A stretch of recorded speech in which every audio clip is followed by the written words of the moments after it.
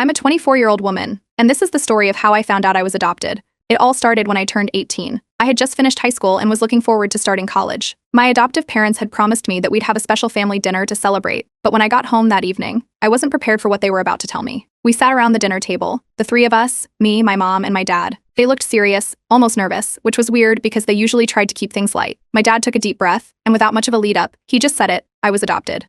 It felt like the floor had disappeared under me. For 18 years, I believed they were my biological parents, and then suddenly they weren't. They explained that they had adopted me when I was just a baby, and that they had always planned to tell me, but somehow, the right time never came. I didn't know what to say. It's not like there's a handbook on how to react when your whole life turns upside down in a matter of minutes. I just remember nodding, my mind spinning. Questions swirled through my head. Why did they wait so long? Or who were my real parents? Did they not want me anymore? But I couldn't even get those words out. I just sat there, numb, listening as they talked about how much they loved me. I wanted to believe them, but it felt like they had hidden a huge part of my life from me. And the worst part? My sister, who I'd always thought was my full sibling, wasn't really my sister at all. My non-biological sister, I'll call her Julia, is 2 years older than me. And looking back, it all made sense. Growing up, she was always the golden child. My parents doted on her, gave her everything she wanted, and were always talking about how smart and talented she was. They'd save up for her art classes, buy her the latest gadgets, and throw her big birthday parties. Meanwhile, I got whatever was left over. I didn't think too much about it back then. Some kids just get more attention, right? But after the adoption reveal, I started to see it in a different light. It's not like I was neglected or anything, but I never felt like I could live up to what Julia had. If I got a B on a test, my parents would give me a lecture about trying harder. But if Julia got a B, they'd talk about how hard she'd worked and how proud they were of her effort. If I made a mistake, like breaking a dish or being late for curfew,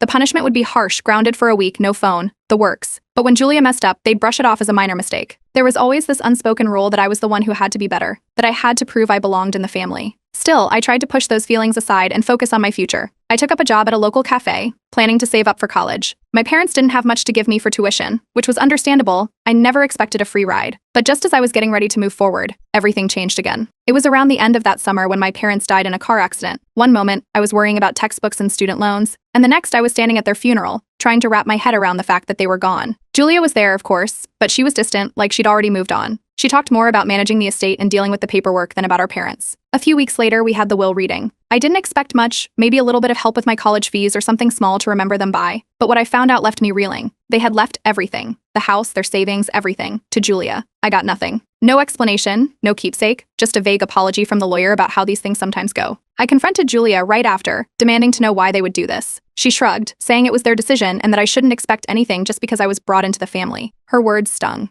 Brought into the family like I was an outsider all along. She made it clear that she didn't owe me anything, and I realized that she saw me as just that, not her sister, but some girl her parents had taken in. Things went downhill fast after that. We both lived in the house for a while, but every conversation